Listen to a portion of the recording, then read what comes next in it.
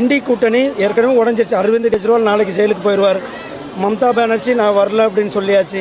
ஸ்டாலினும் நான் போக மாட்டேன் அப்படின்னு சொல்லியிருக்கிறதா செய்திகள் வருகிறது. அதனால் இண்டி கூட்டணியால் இந்த நாட்டிற்கு எந்த ஒரு பிரயோஜனமும் இருக்க போவதில்லை. ஒரு வரலாற்று சிறப்புமிக்க வெற்றியை பெறப்போகிறோம். இரட்டை இலக்கு பாராளுமன்ற உறுப்பினர்கள் எங்களுடைய பாரத பிரதமர் திரு நரேந்திர மோடிஜிக்கு நாங்கள் சமர்ப்பிக்க இருக்கிறோம். பாருங்கள், திரு கருணாநிதி அவர்கள் பாரதிய ஜனதா கட்சி கூட கூட்டணியில் இருந்தார். உங்களுக்கு எல்லாம் தெரியும், என்னாலாம் சொல்ல வேண்டியதில்லை.